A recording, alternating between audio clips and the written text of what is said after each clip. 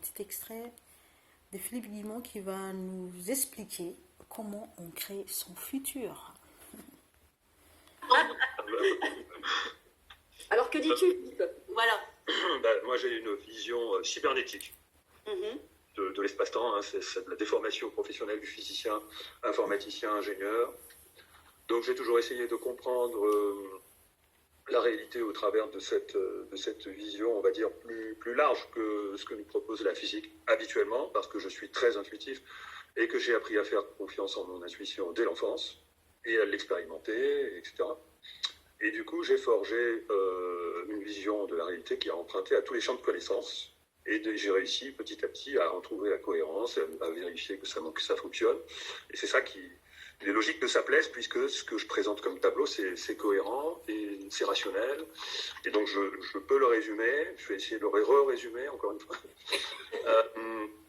Donc, cette vision cybernétique, ça veut dire que nous ne sommes pas nous-mêmes. Nous sommes embarqués dans une réalité où nous sommes juste... Juste pour préciser, je ne sais pas si vous avez capté, il est informaticien, il est physicien, il est ingénieur, et c'est quelqu'un qui s'ouvre à tout le champ des connaissances. Oui, pourquoi exclure un champ de connaissances si ça peut te servir? À moins d'être, je sais pas moi, formaté, conditionné, bête, idiot, je sais pas comment on peut dire ça. Voilà. Je suis ouvert à tous les champs de conscience et tant que ça reste logique et cohérent, bien sûr. Voilà. Juste les créateurs de notre passé et non pas de notre futur. On n'a pas de prise sur notre futur. D'accord? C'est dans les dialogues avec l'ange, d'ailleurs. Dans les dialogues avec l'ange, j'ai eu la confirmation de choses que j'avais vues ailleurs, mais aussi que j'avais déduites de la physique. Et il y a une autre partie de nous-mêmes qu'on nomme diversement le subconscient, le soi, le guide, l'ange, tout ce qu'on veut, Dieu, etc. Donc qui nous est inconsciente, et il y a une raison à cela, et qui est créateur de notre futur.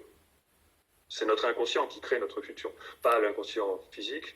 L'inconscient physique, il reçoit des informations, mais je parle bien du subconscient, de notre supraconscience qui nous est inconsciente, bien que certains puissent peut-être y accéder momentanément, dans certains états de conscience modifiés. Et donc, c'est-à-dire on peut projeter une énergie, enfin bon, donc là je dérive. Et donc ce soi qui fait partie intégrante de nous-mêmes et qui est éternel, qui a probablement plusieurs vies, qui gère probablement plusieurs vies, crée notre futur de la façon suivante, c'est-à-dire qu'en fait, il n'attend qu'une seule chose, c'est qu'on puisse saisir toutes les opportunités de futur qu'il crée pour nous. S'il y en a une qui ne marche pas, eh ben, il va en créer une autre. Si elle ne marche pas, il va en créer une autre. S'il trouve que, décidément, il va diminuer la barre et il va nous créer un futur un peu moins ambitieux, etc. Et il attend qu'une seule chose, c'est qu'on le saisisse et qu'on capte la vibration de ce futur, parce que la communication entre le soi et le moi, il y a des raisons physiques à cela, ne peut être que d'ordre vibratoire, c'est-à-dire émotionnel. D'accord? Comme le soi, il est dans une réalité beaucoup plus évoluée que la nôtre, ses vibrations sont beaucoup plus élevées.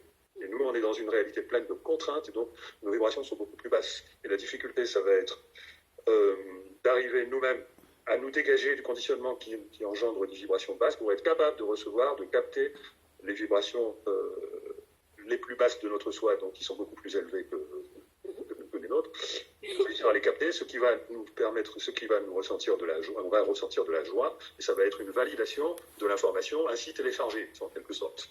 D'accord? Moi, je télécharge de l'information à chaque fois que je pas. Donc, en fait, une précision, je ne sais pas si je l'avais raté, en la réécoutant, j'ai capté là maintenant. Il faut se dégager des vibrations basses de notre quotidien. D'où le fait qu'on nous met aujourd'hui en stress, en peur, en angoisse, parce que justement pour nous bloquer.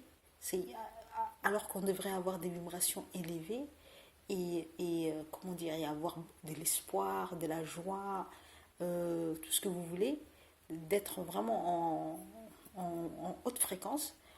Ils font tout pour faire baisser nos fréquences avec plein de choses et plein d'autres trucs parce qu'ils savent.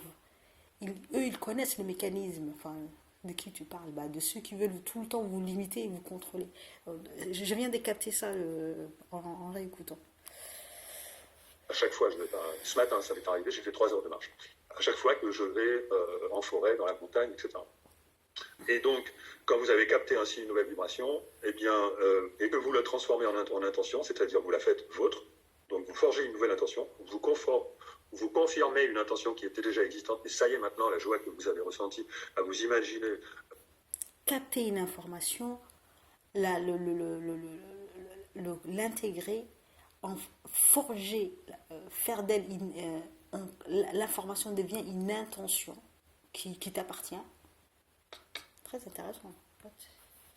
Le faire va vraiment, et c'est ça qui crée, c'est ça qui valide, donc c'est ça qui fait rentrer le futur imaginé par votre soi dans votre réalité, c'est-à-dire dans votre arbre de vie, c'est-à-dire dans le champ des possibles. Ce qui était dans le champ de l'impossible est passé dans le champ des possibles. Maintenant, il ne reste plus qu'à le faire entrer dans la réalité via les hasards, les synchronicités, les opportunités, etc.